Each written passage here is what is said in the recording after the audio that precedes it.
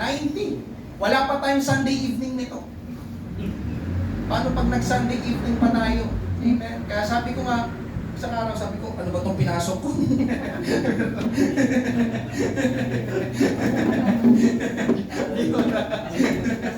Sabi ko, sa ulo ko ng mga pangangaral. Amen? Hallelujah! Biruin mo, 90. So, nung nakaraang taon, di ba? 90. Tapos ngayong taon, 90 ulit. January pa lang to. Praise God. Pero, tulungan tayo ng ating Panginoon. Amen? Hallelujah. Ngayong umaga, sa pangangaral ng kanyang salita. Amen? Hallelujah. Kaya siguro yung iba talagang, yun nga, yun ang gusto kong makuha. Yung maikli lang mangaral. Amen? At alam ko yun din ang gusto ninyo. Amen. Si Pastor Greg, pag nangaral si Pastor Greg, yung ating International Leader Fellowship, 30 minutes, 35 minutes, tando na lahat, tapos na. Amen. Dahil nga sabi ko, nakita ko doon, okay, kasi nga, biruin mo, mangangaral ka na isang taon, ano ipapangaral mo sa mga susunod pag inubos mo na sa isang linggo. Amen? Kaya tulungan tayo ng ating Panginoon. Pero mga kapatid, ako yung mag-iimbita next Sunday, may ipinapanalangin akong pangangaral. Amen? Kaya huwag po kayo mawawala. Amen po ba? Amen. Praise God. Next Sunday. Praise God. Yun po ay first Sunday ng February 1. Amen. Amen? Tulungan tayo ng ating Panginoon. Amen? Ngayong umaga, amen, simulan natin James chapter 1. James chapter 1, Santiago ang kabanata ay 1. Merong dalawang batang magkapatid na sobrang kulit at madalas masangkot sa mga problema. Kaya yung kanilang nanay ay halos sukuan na sila. At nagpasya yung nanay na humingi ng tulong sa pastor para turuan ng mga anak niya na ang Diyos ay nasa lahat ng lugar. At nakikita ng Diyos ang lahat ng nangyayari. Amen? At magagalit ang Diyos kapag makita ang mga maling ginagawa ng kanyang dalawang anak. So sumang-ayon naman ang pastor. Pinuntahan yung magkapatid at sinabihan sila na umupo at nagsimulang kausapin sila yung pastor at yung dalawang mga anak, yung dalawang magkapatid. Sabi ng pastor, amen, mga iho, tatanungin ko kayo, where is God? Nasaan ang Diyos? At yung magkapatid ay nakaupo lang, nakatingin sa pastor at hindi alam ang isasagot. Kaya nagtanong ulit yung pastor na medyo may diin o tigas ng konti ang tono. Boys, where is God? Nasaan ang Diyos? Pero hindi pa rin sumagot yung magkapatid. Amen? At sa pangatlong beses, sabi ng pastor, okay, tatanungin ko ulit kayo. Nasaan ang Diyos? Sabi ng pastor. Hindi na nakatiis at hindi talaga alam ang isasagot. Yung nakatatandang kapatid ay sinunggaban ng kanyang bunsong kapatid, sabay sigaw. Pasigaw na sinabi, halika na! Umalis na tayo dito! Nawawala ang Diyos! Pati yung pastor hindi niya tinatanong sa atin, where is God? So, makulit talaga yung mga kapatid. Sorry po. Atin na po yung pangangaral. Amen? Ang mensahe po ng kwento na yun ay hindi kilala ng mga kapatid ang Diyos. Amen? Na ang Diyos ay nasa lahat ng dako. God is everywhere. Amen? At dahil hindi talaga nila kilala ang Diyos, nagkaroon sila ng maling conclusion sa Diyos. Kaya ang ginawa nila, dahil mali ang kanilang conclusion at pagkakilala sa Diyos, yun, tumakas na lang sila. Kala nila nawawala ang Diyos. Amen? Totoo din yun sa ating lahat mga kapatid. Kapag hindi mo kilala at naunawaan ang Diyos, hindi ka makakagawa ng tamang decision at conclusion sa buhay. Amen. Ang ipapangaral ko po ngayong umaga ay gusto ko lang ipagmalaki sa inyo ang Diyos. Amen. Ang Diyos ng langit, ang Diyos na sinasabi ng Bible. Nang sa ganon ay makita natin ang Diyos bilang siya. Amen. Amen? As He is. Amen? At para makita natin ng malinaw ang Diyos bilang siya, kailangan po natin, amen, ng bagay na ito na tinatawag na karunungan. Amen. Amen? Makalangit na karunungan. Basahin po natin ang ating main text, James chapter 1, verses 5 to 8. Ganitong sabi, kung mayroon mang nagkukulang sa inyo sa karunungan, humingi siya sa Diyos at ibibigay ito sa Kanya ng walang pagmamaramot at panunumbat. Ngunit dapat magtiwala ang humihingi at huwag magduda. Dahil ang taong nagdududa ay katulad ng alon sa dagat na tinatangay at pinapadpad ng hangin. Ang ganitong tao ay hindi dapat umasa na may matatanggap mula sa Panginoon dahil nagdadalawang isip siya at walang katiyakan sa mga ginagawa niya. Mangaral po ko, amen, sa simpleng paksa na ito ngayong umaga, seeing God as He is. Amen, seeing God as He is. Pagtingin sa Diyos bilang siya. Amen. Kung sino talaga siya, kung sino talaga ang Diyos. Amen. Tayo muna'y manalangin na ngayong umaga, Panginoon, marami pong salamat sa umagang ito. Salamat sa bilang ng mga mananampalataya na dinako mo sa lugar na ito. Pagpalain mo, Diyos, ang gawain ito, ang pangangaral ng iyong salita. Personal kang mangusap, Panginoon Diyos, magpakahayag sa bawat isa sa pangunguna, Panginoon, ng banal na Espiritu. Maraming salamat sa gagawin mo sa umagang ito. Magmulat ka ng mga puso't isipan ng aming mga mata, Panginoon, lalo na spiritually, O Diyos, na aming makita ka ng malinaw at tunay sa aming buhay bilang ikaw ang tunay at buhay na Diyos. Marami pong salamat. Ito po ang aming panalangin sa pangalan ni Jesus.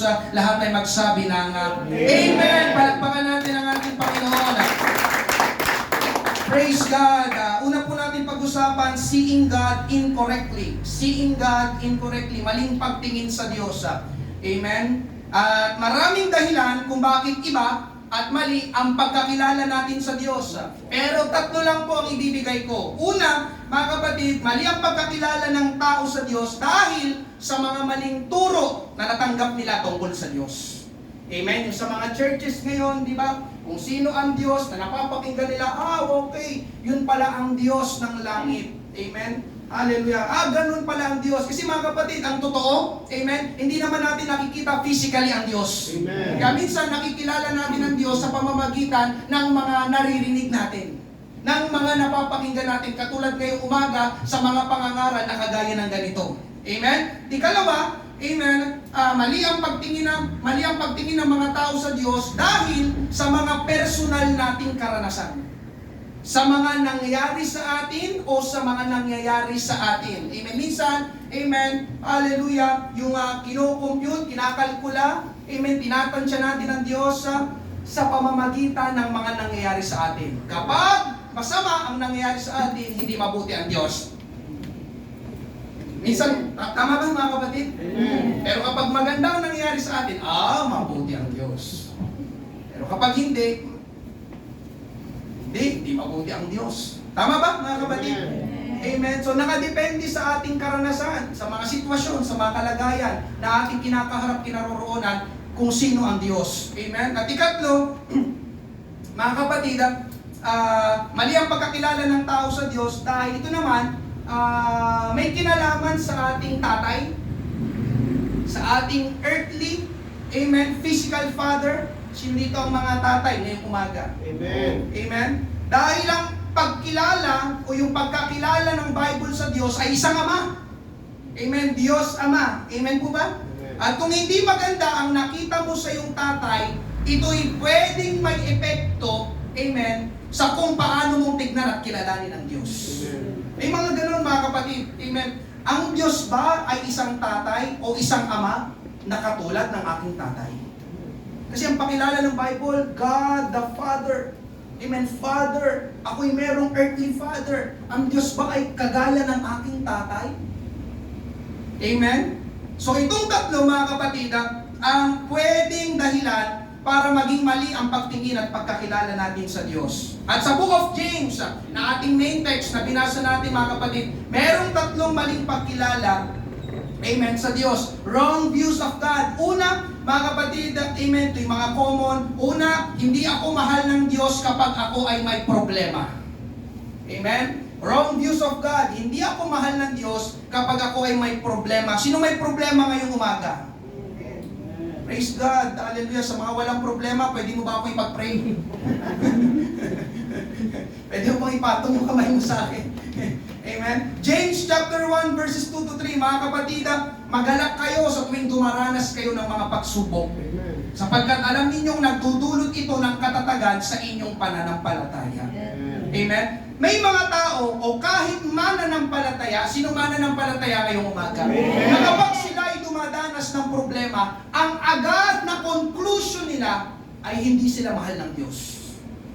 O pinaparusahan sila ng Diyos. Pero gusto kong linawin, mga kapatid, ang tatlong bagay, amen, mula dito sa binasa natin. Una, mga kapatid, walang taong walang problema. Amen. Kaya kanina sabi ko, amen, yung sino may problema, konti na nag-amen. Ibig sabihin, yung hindi nag-amen, walang problema. Kaya sabi ko, baka pwedeng ipatong mo yung kamay mo sa akin, magpapapray over ako. Amen. Ikaw na walang problema. Ikaw na hindi tinatabla ng problema. Amen? Mga kapatid, sa ayaw at sa gusto mo, magkakaproblema ka talaga. Amen. Kahit tinanggap mo na ang Panginoon sa iyong buhay, magkakaproblema ka talaga. Amen. Kahit palagi kang nagsisimba, magkakaproblema ka talaga. Amen. Kahit lagi kang nananalangin, magkakaproblema ka talaga. Amen. Amen po ba? Amen. Hallelujah. Walang taong walang problema. Ikalawa, mga kapatid, ang problema, ito, mahalaga ito, ang problema sa mananampalataya ay pagsubok, Amen. hindi pagdurusa. Amen. Ulitin ko ang problema sa isang mananampalataya, sinong mananampalataya ulit ngayon? Amen. Ay pagsubok, hindi pagdurusa. Amen. Nakuha niyo po ba? Amen. Nakuha niyo po ba? Amen. Kasi diba, sabi ko kayo na, wrong use of God. Una, kapag may problema ako, hindi ako mahal ng Diyos, pinaparusahan ako ng Diyos eh. No! Amen? Sa isang mananampalataya, ang problema ay pagsubok, Amen. hindi pagdurusa. Amen? Nitong nakaraang Huwebes at Biyernes ay periodical exam sa school ng mga estudyante, lalo na yung mga nasa public school. Tama po ba? Nandito yung mga nandito sa harapan. Di ba? Exam nung Thursday at Friday. Ngayon, bakit may exam o test? Dahil ba trip lang ng principal? Patest tayo, ganun. Bakit principal? Wala lang. Gusto ko magpa-exam, magpa-test. Para lang ba may magawa ang school? Hindi, mga kapatid. May exam para tignan kung may natututunan ba ang mga estudyante sa kanilang pinag-aaralan ng mga subjects. Amen. Baka hindi nyo pala yung dahilan. Yun ang dahilan, mga estudyante. Hindi lang yung trip ng school, amen? Hindi lang yung para may magawa ang school ninyo, di ba? Walang magawa. Magpa-exam tayo, Thursday, Friday, periodical exam. No! Mga kapatid, hallelujah. Alam nyo, ganun din sa bawat problema na dumadaan sa buhay natin. Mga kapatid, kapag may problema na dumadaan sa iyong buhay, hindi ka pinagtitripan ng Diyos. Ako mo yan? Amen. Trip kong bigyan ng problema. No, mga kapatid. Amen? Dumadaan tayo sa mga problema ng buhay para subukin din tayo. Amen. Ipinangaral ito nung last Sunday, sinusubok ang ating karakter at pananampalataya. Tingnan nyo sinabi sa ating main text, ang pagsubok ay nagdudulot ng katatagan sa inyong pananampalataya. Amen. So mga kapatid, ibig sabihin, amen, isa pala sa nagpapatatag ng ating pananampalataya ay pagsubok. Amen. Sino dito gusto mong tumatag ka sa iyong pananampalataya? Amen. Sino dito gusto mong maging matatag na Kristiyano? Amen. Kailangan subukin ka. Amen. Pag hindi ka nasubok o nasubok, hindi ka magiging matatag. Amen po ba? Amen. Amen? Kaya mga kapatid, amen, ang conclusion dito, ang pagsubok ay may layunin. Amen. Hindi trip lang. Ang pagsubok ay may layunin. Amen po ba? Amen. Subalit mga kapatid, ang problema, ito na nga, ay hindi yun nakikita ng mga tao kahit ng mga mananampalataya. Kapag sila ay may problema, ang naiisip agad nila ay parusa ng Diyos. Kasi may ginawa ako, amen, nung nakaraang taon na hindi maganda, nakita siguro ng Diyos. Kaya ngayon, ito ko ngayon, amen, pinaparusahan na ng Diyos. May consequence yung aking ginawa. Amen. Hallelujah. Mga kapatid, ang nararamdaman agad nila ay hindi sila mahal ng Diyos. Tulad ng mga alagad ng Panginoon sa Mark chapter 4 verse 38. Basahin natin ito. Amen. Si Jesus ay nasa hulihan ng bangka at natutulog ng nakaunan. Amen. Ginising siya ng mga tagasunod niya. Guro, malulunod na tayo. Baliwala lang ba ito sa inyo? Sila ay nakasakay sa bangka, pero sa kalagitnaan ng kanilang paglalayag ay dumating ang malakas na bagyo na halos magpalubog sa kanilang bangka. Kaya agad nilang ginising ang Panginoon, amen, na naroon din sa bangka at nagsabi, Guro, malulunod na tayo, baliwala lang ba ito sa inyo? Amen. Hallelujah. Alam nyo mga kapatid, may mga mananampalataya paminsan ay ganito rin. Amen. Na tumatawag sa Panginoon, ginigising ang Panginoon, Lord, may sakit ako, hindi mo ba ako nakikita? Lord, may pinapanalangin ako, hindi mo ba ako naririnig? Lord, nasasaktan ako, hindi mo ba nararamdaman? Lord, tumihina ang benta namin na wala ka bang pakialam? Nandiyan pa po ba kayo? Amen. Siguro nga, walang pakialam ang Diyos. Kasi sa nangyayari sa akin ngayon, hindi ko maramdaman ang pagkilos at presensya ng Diyos. Amen? So mga kapatid, ito ang unang maling pagtingin ng Diyos, ng tao sa Diyos. Hindi ako mahal ng Diyos. Amen? Hallelujah. Maya natin, second point, sagutin itong mga to. Ikalawang mga kapatid, ang ikalawang maling pagtingin ng tao sa Diyos, ang Diyos ay madamot. Sinong naniniwala ngayong umaga na ang Diyos ay madamot? Talaga? Amen? Sinong naniniwala ngayong umaga ng Diyos ay hindi madamot? Amen. Mga kapatid, hindi madamot ang Diyos. Amen. Sa ating main text, James chapter 1 verse 5, humingi siya sa Diyos at ibibigay ito sa Kanya ng walang pagmamaramot. Ibibigay ito sa Kanya ng walang pagmamaramot. Sinadyang isulat ito ni James, amen, na magbibigay ang Diyos ng walang pagmamaramot dahil kabaliktaran ang pagtingin ng ibang tao sa Diyos na ang Diyos ay hindi mapagbigay, na ang Diyos, amen, ay madamot, na para bang kapag humingi ka sa Diyos ay susungitan ka niya. Kapag humingi ako sa Diyos, baka sungitan ako Diyos, na kapag humingi ka sa Diyos para bang inaabala mo siya. Sino sa inyo nakaramdam na ng ganon? Nakakayang humingi sa Diyos, baka maabala ko siya. Amen? Lord, kailangan ko ng pera. Amen? Paminsan yun ang ating panalangin kung magiging, kung aamin na tayo may umaga. Amen. Amen? Tapos para bang sasagot ang Diyos, hindi mo ba nakikita? Amen? Marami pang hindi ligtas. Kaya busy ako para iligtas sa mga tao na yon. Tapos ikaw dyan, manghihingi ka lang ng pera. Abala ka. Amen? Yung totoo mga kapatid, sino sa inyo ang natatakot humingi sa Diyos dahil baka hindi magbigay ang Diyos? Dahil para sa inyo madamot ang Diyos. Dahil pakiramdam nyo, masyado naman ata kayong demanding. Alam nyo mga kapatid, naranasan ko ito pero hindi sa Diyos. Amen? Hallelujah. Personally, hindi po sa sinisiraan ko si Papa. Pero grabe, ang aking tatay talaga ay, hindi ko alam yung tamang term, amen? Ang aking tatay ay napaka-kurips. Talagang, amen? Hallelujah. Oh, wag mo tignan yung papa mo. Yung tatay ko yun, yung tatay ko yun. Alam nyo noon, amen, kaya nung ginagawa ko ito, sabi ko parang ito yung nararamdaman kay Papa. Sa tuwing humihingi ako ng pera noon kay Papa, kukulot agad ang noo nun. Tapos tatanungin niya para saan. Tapos, amen, bago magbigay, ang daming sasabihin. Sino sa inyo naka-encounter ng ganon? Ano ba yung school na yan, di ba?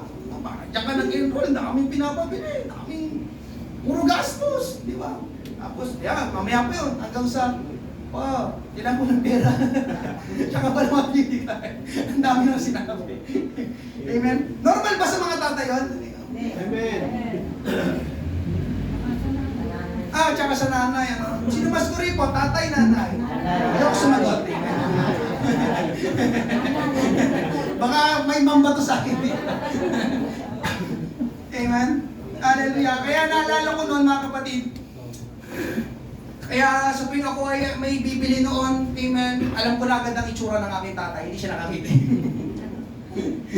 Kaya posible na maging ganun din ang pagtingin natin sa Diyos. Ikatlong maling pagtingin ng tao sa Diyos, mga kapatid, mahirap i-please ang Diyos. Mahirap i-please o palugurin ang Diyos. Sino sa inyo nakaisip o nakaramdam na ng ganun? Na para bang kailangan mo munang paghirapan ito, kailangan mo munang paghirapan yon bago sagutin ng Diyos ang iyong panalangin. Hirap i-please ng Diyos. Amen? Kasi kapag hindi mo pinagpaguran ito, kapag hindi mo ginawa yun, sabi sa ating main text ay baka ang Diyos ay manumbat. Diba? Yung manunumbat ang Diyos. Kaya ang hirap naman i-please ng Diyos. Kaya tingnan nyo mga kapatid, itong naisip kong halimbawa. Yung tuwing Semana Santa, o sakto, malapit na, amen, ang mahal na araw dito sa Pilipinas. Ang pagkakilala ng mga Catholics sa Diyos ay kailangan masaktan sila para mapatawad ang kanilang mga kasalanan. Tama ba? Yun ba yung kanilang ginagawa? Penitensya. Amen. Kailangan masaktan muna sila bago sila patawarin ng Panginoon. Amen? Kaya merong hinahampas ang likod. Diba? Merong naglalakad mula dito hanggang Dipolo. May gumagawa ba dito sa Pateros? Kasi nung ako nasa Mandaluyong pa, usong-uso yun. Amen? Ang dami. Dadaan sila sa tapat ng bahay namin. Amen? At tapos nga, papunta silang Antipolo. Amen? Meron di ba dito sa Pateros? Okay. Tapos meron mga nagpapapako sa krus. Lahat yun masakit. Masakit sa likod, masakit sa paa, masakit sa kamay. At meron din masakit sa tenga. Yung mga kumakanta sa babasa.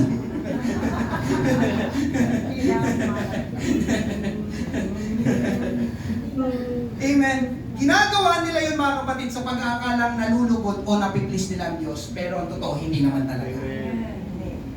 Para sa kanila, kailangan may dugo muna bago ka patawarin ng Panginoon. Parang ganun yung pinapalabas nila.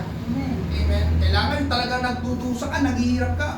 Para lumingon ng Diyos, para patawarin ka ng ating Panginoon. Mga kapatid, amen, hindi po gano'n ang pagpapatawad ng ating Panginoon. Amen. Gusto ko sabihin po sa bawat isa, ngayong umaga, kung babasahin niyo po talaga ang Bible, ang paghingi ng tawad ay puso at bibig ang kailangan. Amen. Puso at bibig ang kailangan. Amen. 1 John 1:9. Ngunit kung ipinagtatapat natin sa Diyos ang ating mga kasalanan, ipinagtatapat, ibig sabihin, sasabihin mo sa Diyos. Amen. Yung kasalanan, yung mga maling ginawa, aaminin mo, ipagtatapat mo sa Diyos. Magiging honest ka sa Diyos. Amen po ba? Amen. Maaasahan nating patatawarin niya ang ating mga kasalanan. At lilinisin tayo sa lahat ng uri ng kasamaan dahil matuwid siya. May nabasa ba kayo, kailangan nyo munang saktan ang iyong sarili, kailangan nyo munang maghirap bago kayo patawarin ng Panginoon? Hindi. Ang hinihingi na nga ng Panginoon sa atin ay seryoso at sinserong puso na talagang humihingi ng tawad sa ating Panginoon. Amen. Sabi ng Panginoon, 1 John 1:9, ang Diyos ay magpapatawad. Amen po ba? Amen. Sinong pinatawad ng Panginoon ngayong umaga? Amen. Palakpakan natin ang ating Panginoon. Praise God! Hallelujah! Kaya alam niyo mga kapatid, ganito kasimple, ganito kagaan. Amen? Hindi na kailangan ng martilyo at pako. Amen. Ganun ba ang mahirap i-please? Hirap i-please ng Diyos? No, mga kapatid. Hindi mahirap i-please ang Diyos. So ngayong umaga, bakit ko pinapangaral ito? Amen? Ang sagot, mga kapatid, dahil ang ating relasyon sa Diyos ay nakasalalay sa kung paano nating tignan ng Diyos. Ulitin ko ang ating relationship sa Diyos, ito tayo mga kapatid. Amen? Hallelujah, itong pinapangaral ng church, hindi relihiyon, kundi relationship sa Panginoon. Amen. Amen. Ang ating relationship sa Diyos ay nakasalalay sa kung paano nating tignan ng Diyos. Kung paano natin kilalanin ng Diyos. Sabi nga dyan sa harapan, how we view God affects our relationship with Him. How we view God will determine our closeness to Him. Kung paano natin tinitignan ng Diyos ang magtitigda sa ating pagiging malapit sa Kanya. Amen. Amen? Anong halimbawa nito mga kapatid? Ang halimbawa nito, amen, ay yung mga magulang dito na kapag makulit ang anak nila, di ba, sasabihin ng magulang, sige, pag hindi ka tumigil, dadalhin kita sa pulis. Sino sa inyo magulang na nagganon na? Amen? Yung lagi sinasabi mo, sige, pag hindi ka talaga tumigil sa kakulitan mo, di ba kayo na, may pulis, may pulis, may pulis. So, bibigay kita sa pulis. Amen? Kaya ang nangyari mga kapatid, yun ang naitanim sa kanilang isipan. Kaya kapag makakakita sila ng pulis, di ba, paminsan yung mga bata natatakot, nagtatago, hindi sila lumalapit. Amen po ba? Amen. Dahil ang pagtingin nila sa pulis ay nangunguha ng makulit na bata. Naunawaan niyo po ba? Amen. How we view our relationship with God, amen, affects our relationship with Him. Amen. Kaya paminsan mga kapatid, di ba, yung gano'n, Panginoon, ginagawa nyo rin sa akin natay minsan eh. Amen. Sa mga apo ninyo, pag hindi ka tumigil, susumbong kita kay pastor. Kapag minsan, pag yung mga bata nyo mamalapit sa akin, oh, bakit parang ano to? Parang naiilang sa akin, parang natatakot. Anong ginawa ko dito? Yan pala, may mga magulang, may mga lolo, lola. Pag hindi ka tumigil, susumbong kita kay pastor. Kaya pansin yung mga kapatid ko, ano yung naitatanim sa kanila? Di ba? Sa halip na lumapit sila, lumalayo sila. Kasi yun ang pagkakilala nila doon sa tao sinabihan mo. Si pastor nangangain ng bata. Alam niyo mga kapatid, wag ako. Si Nanay Rebecca.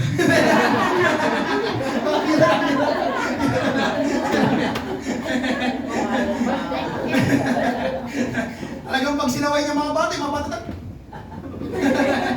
sabi ko, si Nanay Rebecca, hindi ako.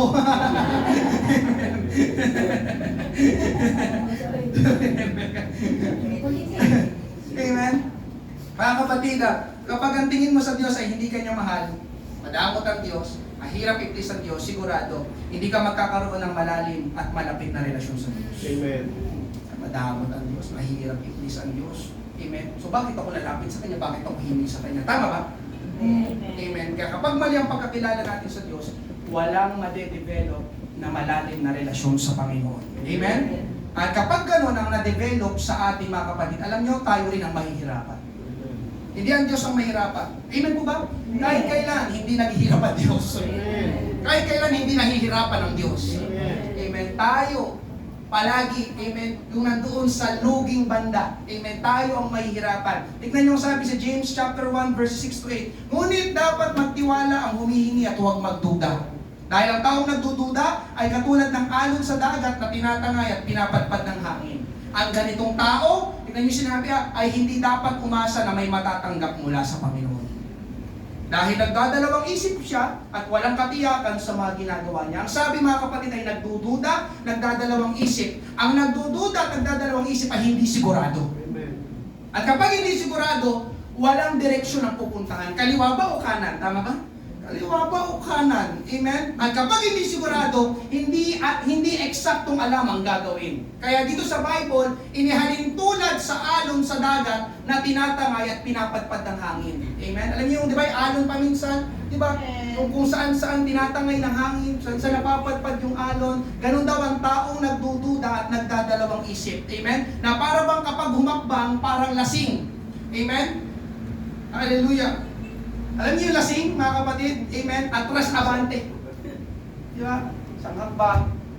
Dalawa babalik. Kaya dapat baliktad. Isang kan, dalawa balik. Hanggang sa makauwi siya. Tinuruan pa no? In Jesus' name. Amen. Alam niyo mga kapatid, kapag humakbang, parang gano'n, parang lasing. Di ba yung, mahal ba ako ng Diyos? O hindi? Bibigay ba ang Diyos? O hindi? Pakikinggan ba ako ng Diyos? O hindi? Amen? Gagawin ba ng Diyos? O hindi? Tama ba? Hindi ka sigurado, hindi ka makakapang ng maayos, hindi ka makapanampalataya naman, hindi ka makahingi ng maayos, mga kapatid. Amen? Kapag hindi tayo sigurado, kapag mali ang pagtingin natin sa Diyos, ang nakakalungkot na resulta ay sinabi sa talatang 7. Verse 7, ang sinabi, ang ganitong tao, nagdududa, nagdadalawang isip, hindi talaga alam, malinaw ang pagkakilala sa Diyos. Ang sabi, hindi dapat umasa na may matatanggap mula sa Panginoon. Hindi ako nagsabi. Ang Panginoon. Kapag atras abante ka, huwag ka daw umasa na may matatanggap ka sa Panginoon. Amen po ba? Amen. Amen? Hindi ka sigurado, hindi ka panatag, kaya hindi ka nang hingi.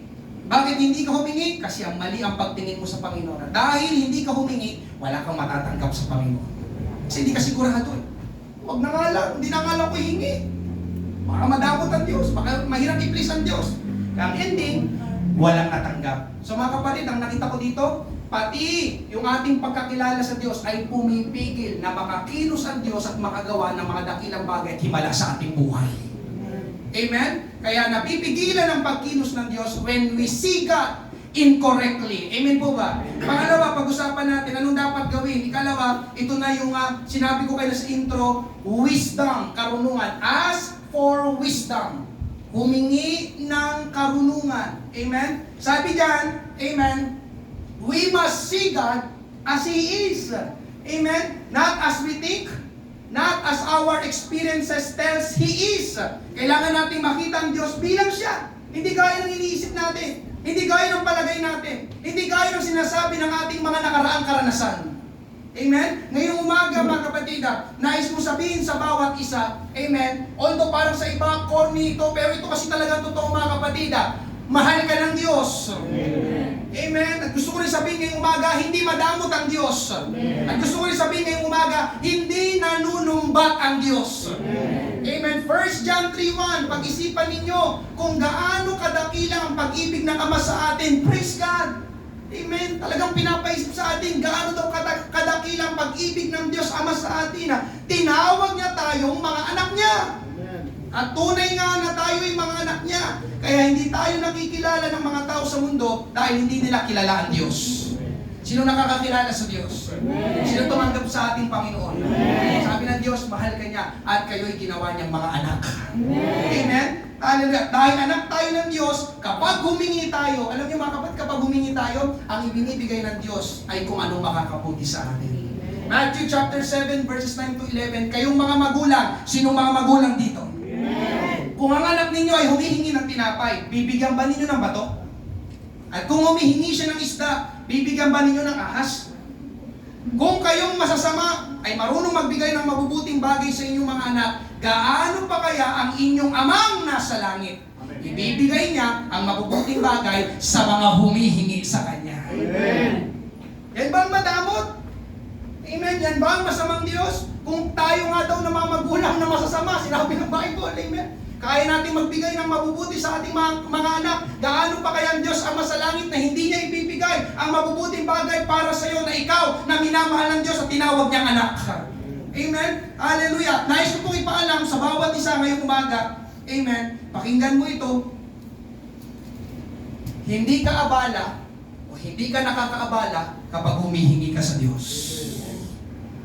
Ulitin ko hindi ka abala at hindi ka nakakaabala kapag lumalapit at humihingi ka sa Diyos. Amen po ba? Amen? Kaya alisin mo yung ganun. Masyado na ata kong demanding, no? Hindi ka abala, hindi ka nakakaabala kapag humihingi ka sa Diyos. Amen po ba? Ngayon mga kapatid, yung ating second point ay humingi ng karunungan. James chapter 1 verse 5, kung mayroon mang nagkukulang sa inyo sa karunungan, humingi siya sa Diyos. Amen? Sinong nagkukulang sa inyo sa karunungan? Ako, kulang ako sa karunungan. Ang sabi ay, humingi daw tayo sa Diyos. Bakit hingi tayo ng karunungan? Dahil ang karunungan mga kapatid, ano lang natin ito, wisdom is the ability to use knowledge correctly. Wisdom is the ability to use knowledge correctly. Amen. Ang karunungan ay ang abilidad na gamitin ang kaalaman ng tama. Amen. Kapag sinabing knowledge, mga kapatid, may nalaman ka. Amen. Okay? Ay natin to Kaya ang Tagalog ng knowledge ay kaalaman. Yun ang Tagalog ng knowledge, kaalaman. Ngayon, mga kapatid, ang tanong ay anong gagawin mo doon sa nalaman mo o doon sa nalalaman mo?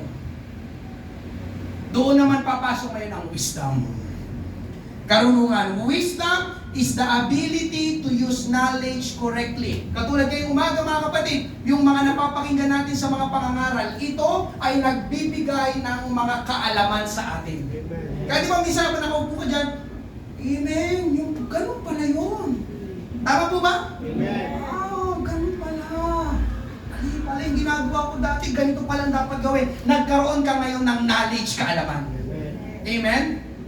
Pero mga kapatid, hindi yun magiging karunungan at mananatili lang na kaalaman hanggat hindi mo ginagawa o ina-apply sa iyong buhay. Amen? At bigay lang ng example, wala ito dito. Amen? Sino sa inyo ang marunong mag-bike? Amen. Amen? Sino gusto kong makita ang kamay? Hallelujah. Mag-bike. Amen? Pag tinanong kita, marunong ka mag-bike? Opo. Sige nga, mag-bike ka. Pero pag sinabi mo na, hindi, basta marunong ako mag-bike, ganun yun ganun. Ganun po, ganun.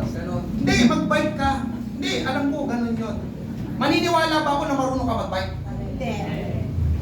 May nalalaman ka, di kapital lang ganun, hawak ka sa dalawang manibela, pero hanggat hindi mo ginagawa, ina-apply, yung alam mo na mag-bike, hindi ka talaga marunong. Amen. Hanggang makita ko na, ay, nagbabike nga siya. Marunong! Amen. Kaya di ba, karunungan, the ability to use knowledge correctly. Amen po ba? Amen. Ngayon mga kapatid, ang wisdom daw ay hindi lang basta yung in-apply mo lang, ginawa mo lang yung kaalaman mo. Ang sabi ay wisdom ay paggamit sa kaalaman ng tama. Amen. Bakit pastor? Kasi may mga tao ngayon na ginagamit ang kaalaman sa kasamaan. Amen. Hindi yung karunungan, kasalanan yon. Amen. May mga tao ngayon na ginagamit ang kaalaman sa panlalamang. Hindi yung karunungan, kamangmangan yon. Amen. Ang wisdom ay paggamit sa kaalaman ng tama. Kaya sabi sa binasa natin mga kapatid, humingi sa Diyos. Bakit sa Diyos? Dahil ang Diyos ang pinagmumulan ng totoong karunungan. Amen. Kaya kapag humingi tayo sa Diyos ng karunungan, magiging tama ang paggamit natin sa kaalaman. Dahil mga kapatid, hindi tayo kailanman tuturuan ng Diyos ng masama. Amen. Kaya sabi, sa Diyos tayo humingi ng karunungan. Amen po ba? Amen. Ngayon, para saan yung karunungan na pinapahingi sa atin? Amen. Ito din ito mga kapatid, para saan yung karunungan na pinapahingi sa atin? Una, wisdom to see God as He is. Wisdom to see God as He is. Amen. Karunungan na makita ang Diyos bilang Siya. Kanina sa first point, amen, pinag-usapan natin ang mga maling pagtingin sa Diyos. Amen. Alam niyo mga kapatid, kapag mali ang pagtingin natin sa Diyos, hindi tayo nagiging marunong. Amen. Ulitin ko, kapag mali ang pagtingin mo sa Diyos, hindi ka nagiging marunong. Dahil kapag mali ang pagtingin natin sa Diyos, magiging mali na rin ang pagkakilala natin sa Diyos. At dahil mali ang pagkakilala natin sa Diyos, hindi natin magagawang magtiwala at sumunod sa Diyos. Kaya ngayong umaga mga kapatid, hayaan ninyo akong ipakilala ko sa inyo ang Diyos na sinasabi ng Bible. Ang Diyos na nasa langit, ang Diyos na pinapangaral ko sa inyo palagi. Amen? Tatlo ito mga kapatid. Amen? Mamaya, uulitin ninyo. Una, mga kapatid, gusto ko ipakilala sa inyo ang Diyos ng langit, ang Diyos ng Bible, ang Diyos na pinapangaral ko sa inyo palagi. Una, amen, ang Diyos ay may alam na hindi mo alam. Amen. Ikalawa, ang Diyos ay may nakikita na hindi mo nakikita. Amen. At ikatlo, ang Diyos ay may nagagawa na hindi mo nagagawa. Amen. Yung tatlong yon ang Diyos na pinapangaral ko sa inyo. Amen. Amen. Ang Diyos ay may alam na hindi mo alam. Ang Diyos ay may nakikita na hindi mo nakikita. Amen. Ang Diyos ay may nagagawa na hindi mo nagagawa. Natandaan po ba? Amen. Amen. Pwede bang kayo naman sabay-sabay? Amen. Ano ang una? Ang Diyos ay may alam na di mo alam. Praise God. Pangalawa? Ang Diyos ay nakikita na hindi mo nakikita. Pangatlo?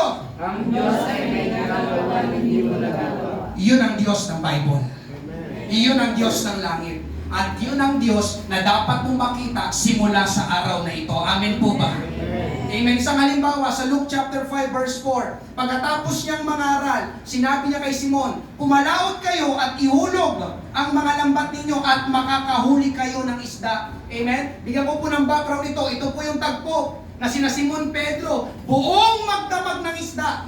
Pero kahit isang dilis, wala silang nahuli.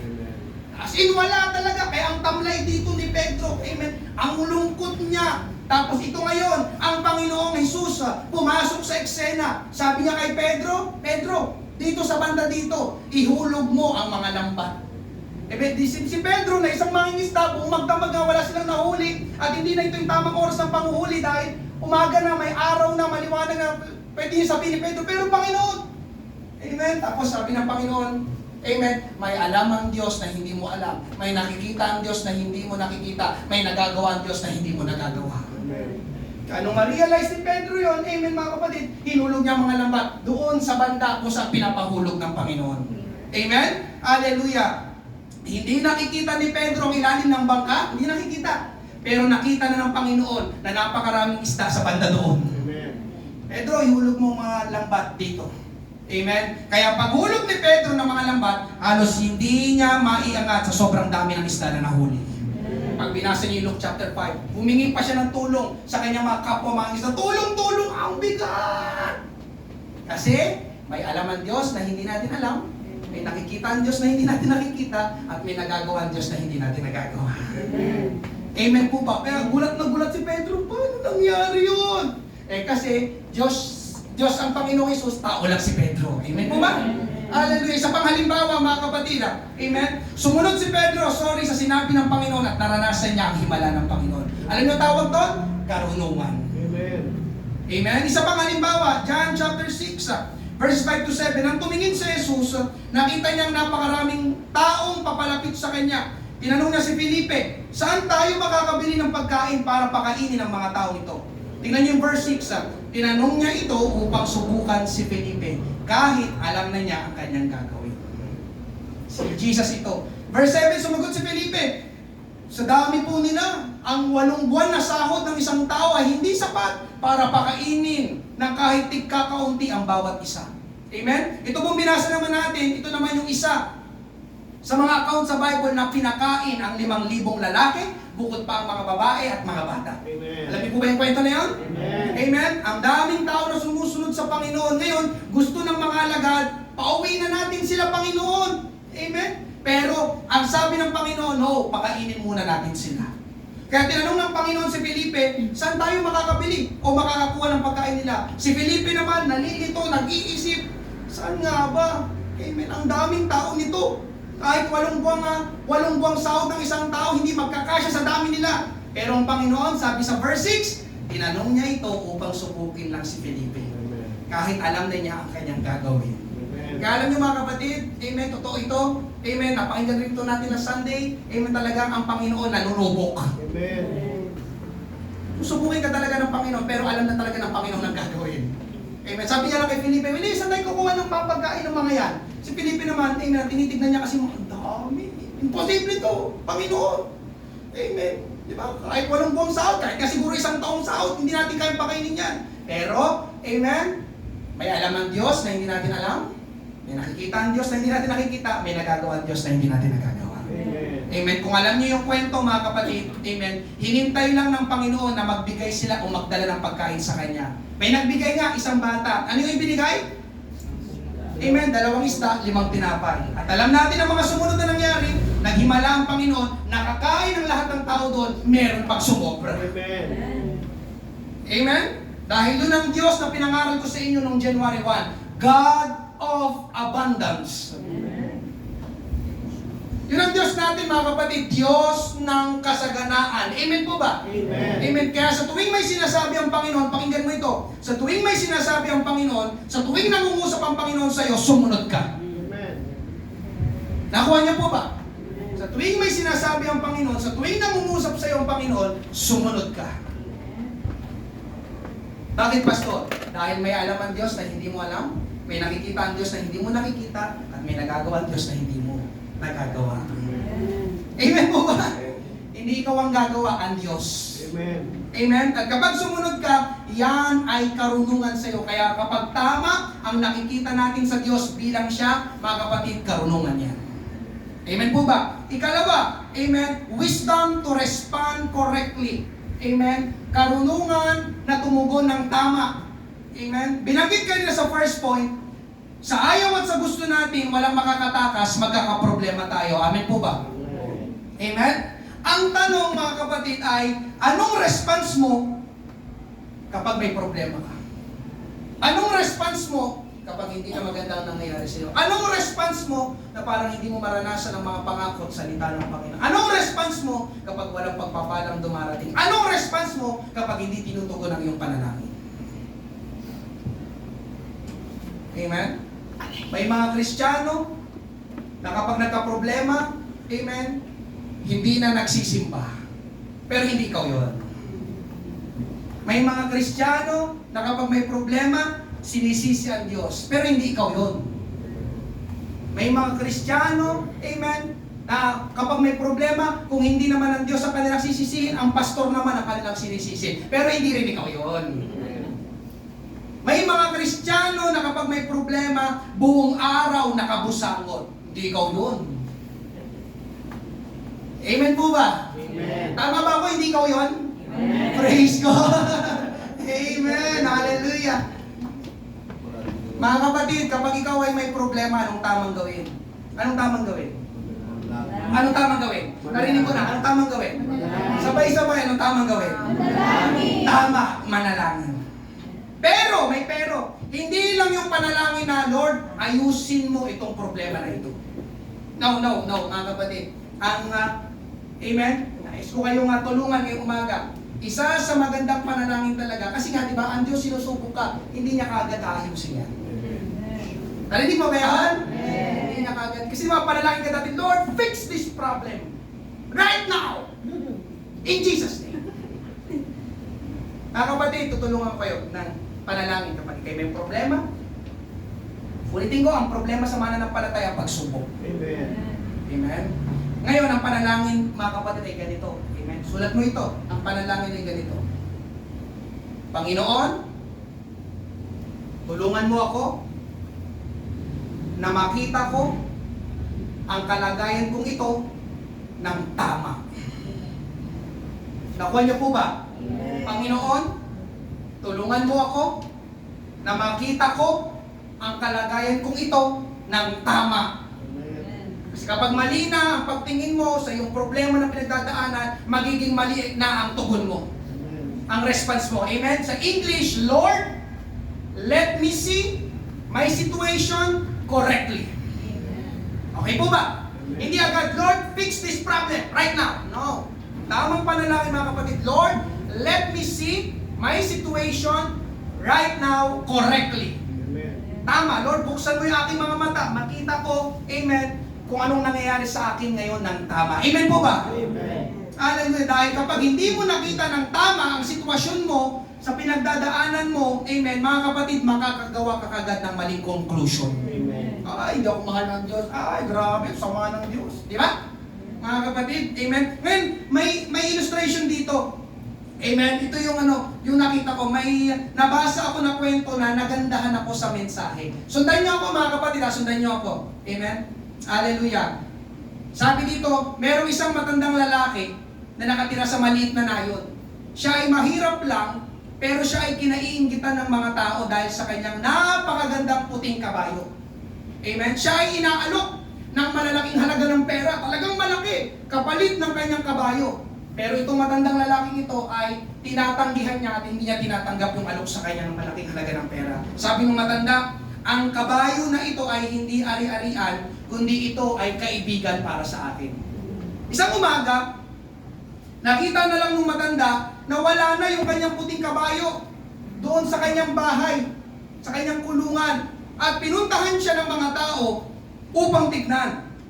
At nung wala nga, sabi ng mga tao, yan, tatang, hindi mo pa ipinagbili sa amin ang iyong kabayo. Eh di sana may pera ka na ngayon.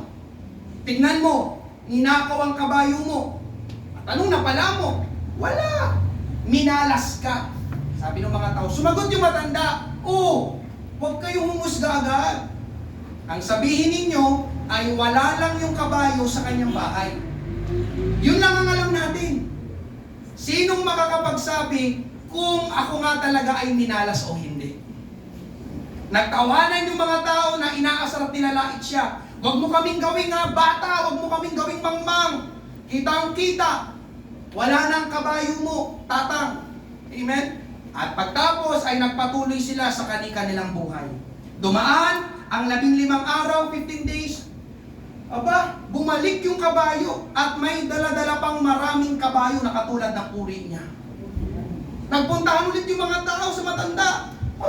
Tama ka nga tatang at mali kami. Hindi ka malas. Pinagpala ka. Tingnan mo, ang isang napakagandang kabayo mo ay nadagdagan pa ng marami. Patawarin mo kami. Amen. Sumagot ulit yung matanda. Oo, huwag kayong humusga agad. Ang sabihin nyo lang ay bumalik ang kabayo ko at may kasama pang ibang kabayo. Hindi natin alam kung ito ba ay pagpapala o hindi. Malawak ang buhay, hindi natin alam ang buong istorya. Nagsalita yung mga tao. Mukhang tama ka nga, tatang. Pero sa kalooban nila, amen, ay sinasabi nilang, di, pinagpala talaga si tatang. Pwedeng yumaman si tatang kapag itong mga kabayo na ito ay sinanay niya at ibinenta niya. Yun yung iniisip ng mga tao. Amen? Yung mga kapitbahay ng mga matanda. At nagsiuwian sila sa kanilang bahay. Ngayon, yung matandang lalaki ay merong isang anak na lalaki. Ang ginawa ng kanyang anak, isang araw ay kinalagaan yung isang kabayo at sinakyan niya Pero dahil hindi sanay, yung anak na sumakay ng kabayo, nahulog siya at nabali ang kanyang dalawang binti. Nagpuntahan ulit yung mga tao, nakita nilang nangyari. Nagsalita sila, tama ka nga, tatang! Tama ka! Hindi pagpapalang mga kabayo na yan, kundi sumpa. Isa lang ang anak mo, nabali pang mga binti. Sino na ang mag-aalaga sa iyo kapag mahina ka na, amen, kung alagain din ang anak mo? Wala nang tutulong sa iyo, tatang. Amen. Nagsalita ulit yung matanda. Masyado kayong mapanghusga ng mabilis. Ang sabihin nyo lang ay, nabali ang mga binti ng anak ko. Hindi natin alam kung ito ba ay pagpapala o hindi. Pero nagbulong-bulungan yung mga tao, kita naman na hindi magandang nangyari sa anak niya. Si tatang talaga, oh. Amen. Makalipas ang isang buwan, nagkaroon ng gera sa pagitan ng bansa nila at katabing bansa nila. At nirequired na lahat ng kabataang lalaki sa bansa nila ay isasabak sa gera. Maliban lang doon sa anak ng matanda na hindi sinali dahil nabali na ang parehong binti. Nagpuntahan na naman yung mga tao sa matandang lalaki na nag-iiyakan. Tama ka nga, tatang. Hindi sumpa yung pagkabali ng mga binti ng anak mo. Oo, may kapansanan ng anak mo, pero kasama mo naman siya. Pero kami, kinuha na nilang mga anak namin at sinabak sa gera. At hindi na namin sila makikitang muli dahil maliit ang tsansa na manalo tayo sa gera sa lakas ng bansa na kalaban natin. Sumagot yung matanda, sabi niya, hindi na ako makikipag-usap sa inyo. Lagi kayong gumagawa agad ng conclusion. Ang sabihin ninyo ay, sumabak ang inyong mga anak sa gera at hindi natin alam kung makikita pa natin silang mali. Amen? Hindi natin alam kung yun ba ay pagpapala o hindi. Walang sino man sa atin ang nakakaalam. Tanging ang Diyos lang ang nakakaalam. Ako niyo yung kwento? Pag may nangyayari, huwag agad kumuha ng conclusion. Makalipas ang araw, ay, doon mo man-realize, ay, mali, ay, tama. Amen po ba? Kaya tamang panalangin, Lord, let me see my situation right now correctly. Nandiyan pa po ba kayo? Amen. Amen? Hindi nagre-respond ng biglaan at depende lang sa nakikita. Kundi inuunawa ang sitwasyon kung bakit nangyayari yun. Kaya alam niyo mga kapatid, mahalaga talaga na humingi tayo sa Diyos ng karunungan. Na makita natin ang tama, ang sitwasyon na nararanasan natin ngayon, nang sa ganoon ay makapag-respond tayo ng tama. Katulad ni Joseph, di ba, na pinangaral last Sunday. Amen? Isa ito sa mga popular verse sa Bible. Di ko alam kung alam ito, yung Genesis chapter 50 verse 20. Ang sabi dito na, totoong nagplano kayo ng masama sa akin, pero plinano na ng Diyos na mandulot iyo ng kabutihan na siyang nagligtas ng marami sa inyong tagutom. You meant it for evil, but God meant it for good. Amen? Ang alam ni Joseph, amen, pagdating ng araw, ay, kaya pala dumano ko sa mga ganon, amen, may plano pala ang Diyos. Amen. Hindi siya agad gumawa ng, binabasa pa kayo, alam niyo, pag binasa niyo pa ito Joseph, wala kayong mapapasa na nagreklamo si Joseph, ginawa pa rin niya ang tama. Kaya, yun nga, amen, pinagpala siya ng Panginoon sa dulo ng kanyang buhay. Amen po ba? Amen. At ikatlo, mga kapatid, wisdom, what to do. Amen, karunungan, kung anong dapat gawin. Amen? Sinong naniniwala mga kapatid na maraming pagkakataon, maraming sitwasyon na hindi natin alam ang gagawin?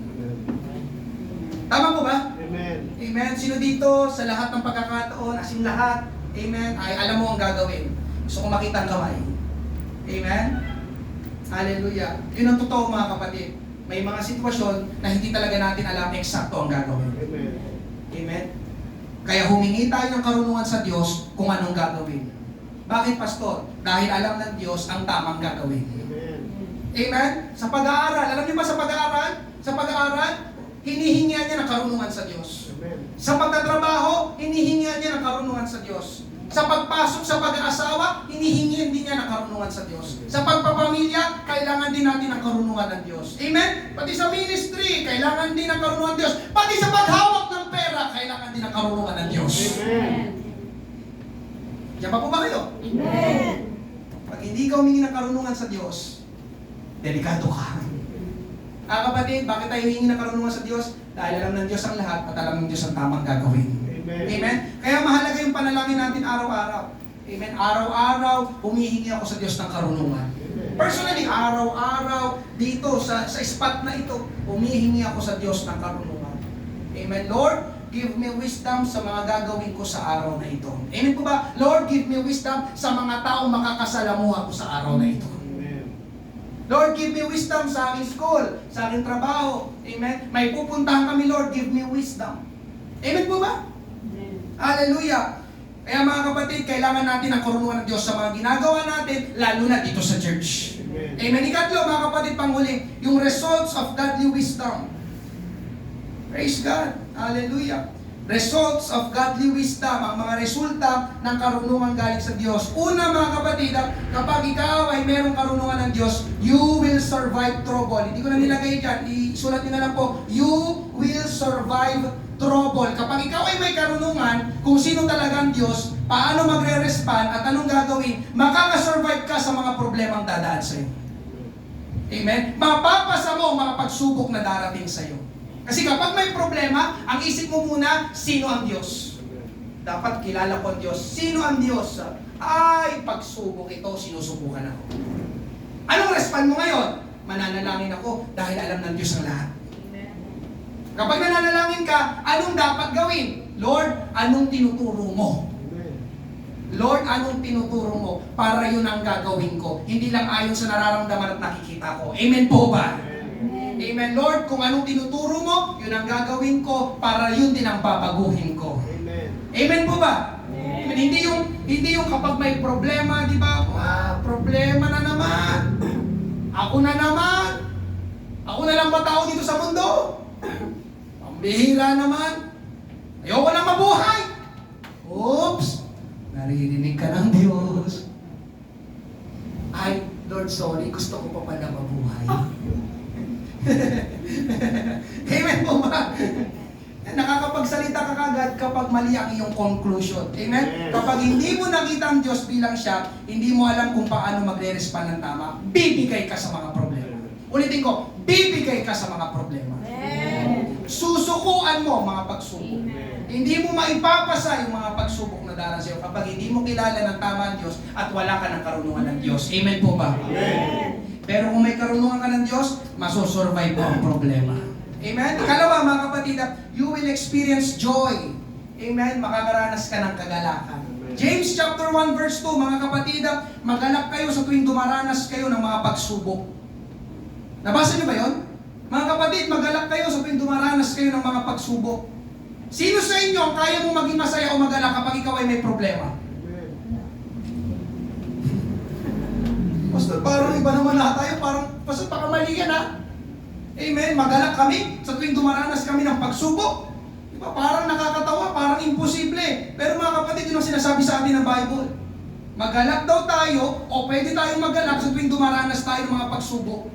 Amen. May pagsubok. Bakit magagalak? Dahil sa pagsubok, mga kapatid, sa pagsubok tayo tumatatag. Amen. Sa pagsubok tayo lumalago. At sa pagsubok tayo natututo.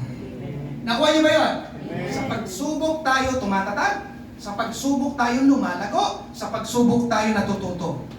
Tignan niyo mga kapatid kapag hindi ka sinubok, mananatili ka lang sa ganyang kalagayan. Yes, believe me. Kapag hindi ka sinubok, mananatili ka lang sa ganyang kalagayan. Amen. Sino ito mga estudyante?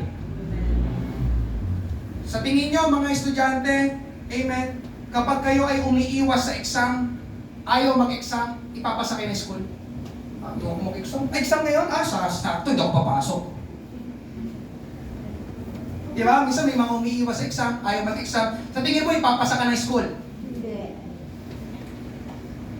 Alam natin ang sagot. Kapag hindi sila nag-exam, paulit-ulit lang sila sa grade level nila. Amen? Narinig ko kay RJ, meron naman daw atang nag-repeat sa kanilang school. Magre-repeat ka na magre-repeat. Alam niyo, nagre-repeat, paulit-ulit ka sa grade level na yon. Amen? Grade 8 ngayon, next year, grade 8 na naman. Amen? Mahal na mahal mo talaga ang high school. Amen? Ayaw mag-test eh.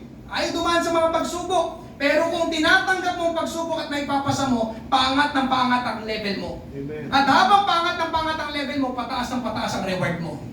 Mga kapatid, tandaan, ang graduation ay nasa grade 10, wala sa grade 8. Amen. Pero bago ka makarating sa grade 10, kailangan mo daanan yung grade 7 hanggang grade 9. Amen po ba? Amen. At doon sa grade 7 at grade 9, merong mga test. Ganon din mga kapatid, ang mga chapters ng buhay. Ang mga chapters ng buhay ay merong mga pagsubok. Kapag hindi mo yung pinasa, hindi ka darating sa susunod na antas o level ng iyong buhay. Amen po ba? At kapag hindi ka dumating sa susunod na antas o level ng iyong buhay, hindi ka makakatanggap ng mas malaki at mas gantimpalang reward sa Panginoon. Amen. Amen po ba? Ganun lang kasimple ang buhay mga kapatid. Amen po ba? Amen. Amen. Sina Pablo at Silas, sila ay hinuli at kinulong. Pero alam niyo ang ginawa nila sa kulungan? Anong ginawa nila sa kulungan? Sila ay umawit. Acts 16:25, nang maghahating gabi na, nananalangin sina Pablo at Silas at umaawit ng mga papuri sa Diyos.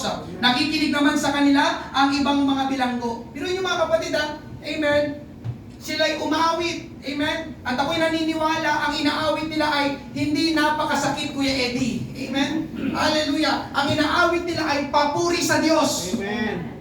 Papuri sa Diyos. Amen. Kapag ikaw ay nagpupuri, ang nararamdaman mo ay galak sa iyong puso.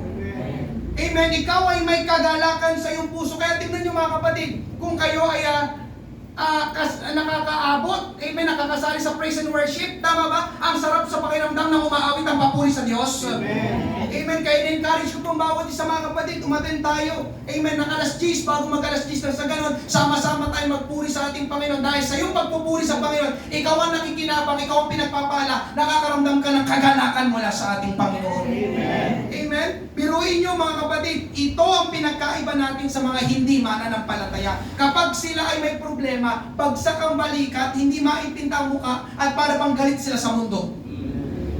Amen? Tama ba mga kapatid? Dahil ang totoo ngayong umaga, ang makakagawa lang ng umawit ng papuri, amen, habang nakagapos at nakakulong, ay yung mga taong nakikita nila ang Diyos bilang siya.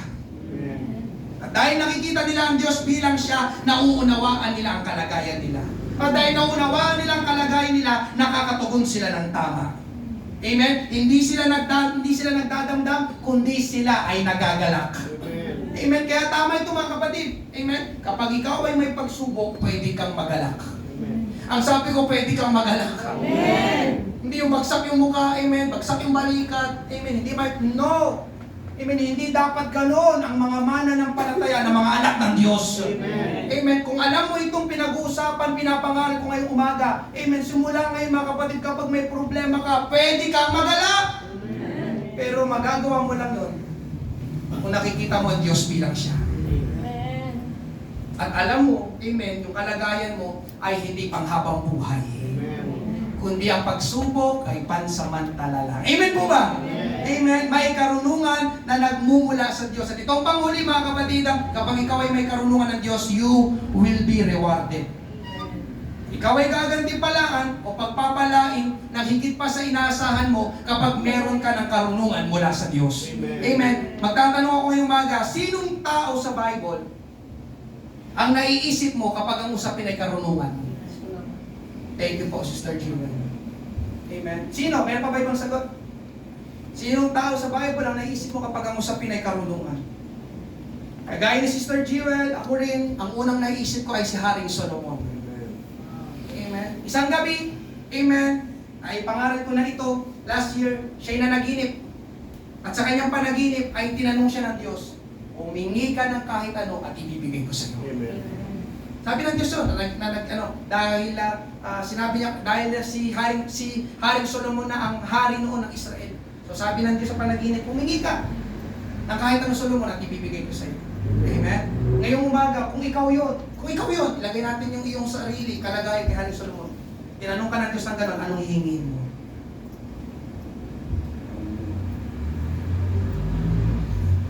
Kanwari pa. Alam ko naisip nyo. Amen? Alam ko yung naisip nyo eh. Ano yun eh? Tatlong tao yung naisip nyo eh. Kulay blue.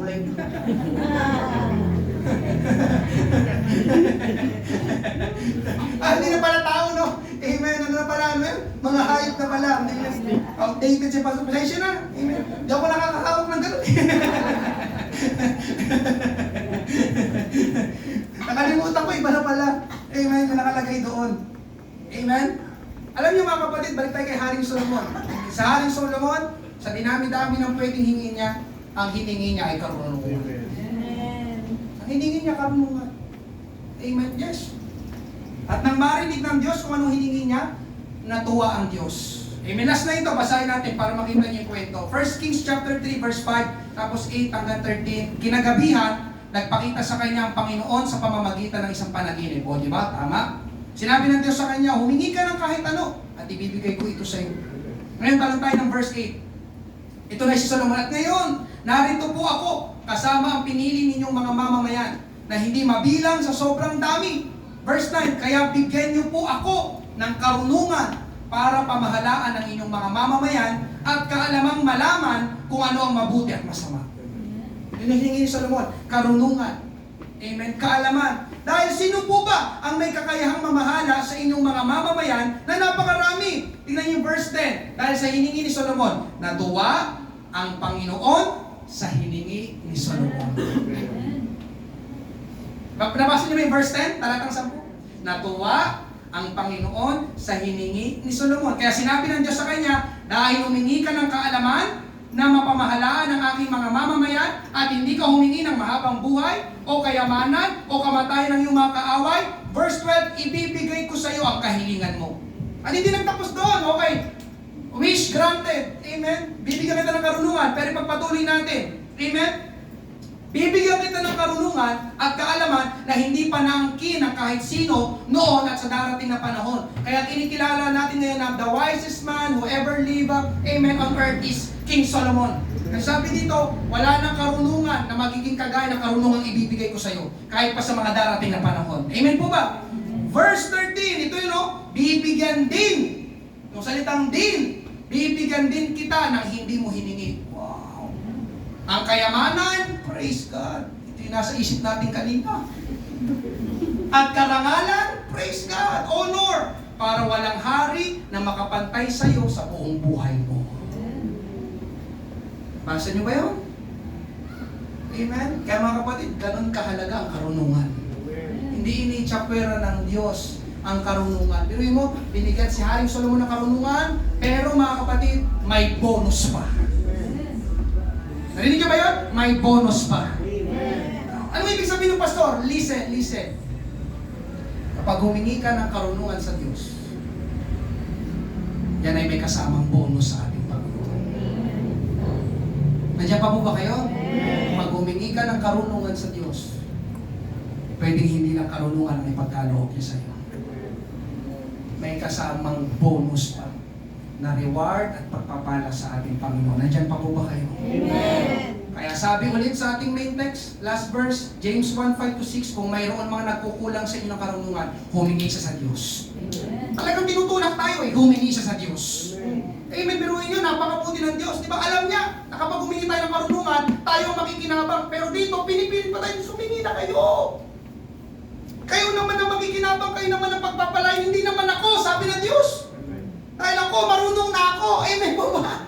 Pero kayo, tayo, kailangan natin ang karunungan ng Diyos.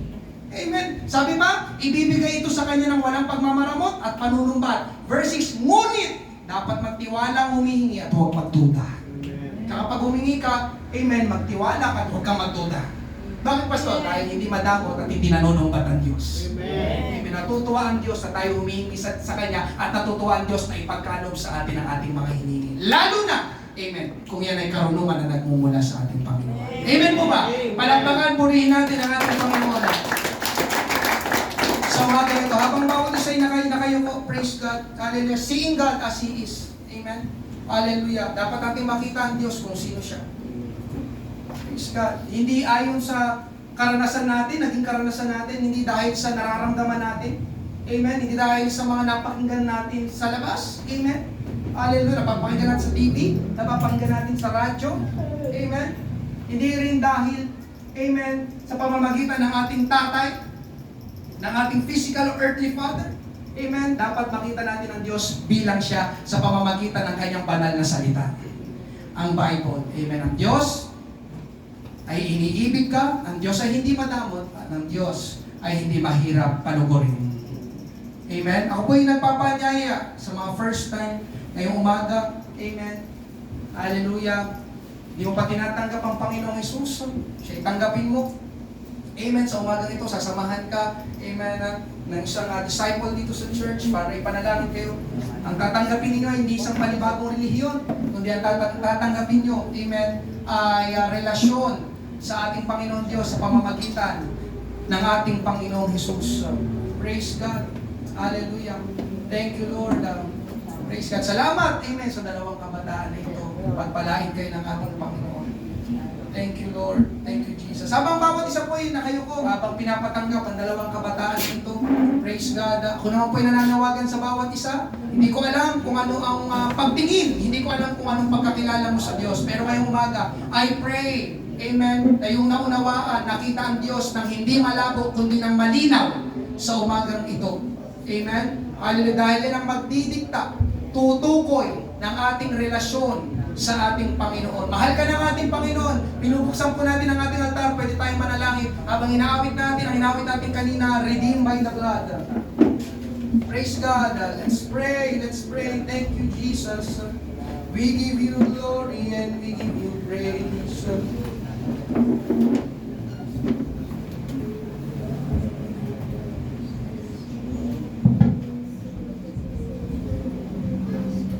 Lord, give us wisdom. We are asking for your wisdom, Lord. May mga sitwasyon, Panginoon, pagkakataon sa aming buhay na hindi talaga namin alam ang gagawin. Lord, give us wisdom. Panginoon, hallelujah, sa kalagayang ito, Panginoon, tulungan mo kami. Makita namin ang malinaw, Panginoon, kung anong gusto mong gawin. Panginoon, makita namin ang malinaw, Panginoon, makita namin ang tama, kung anong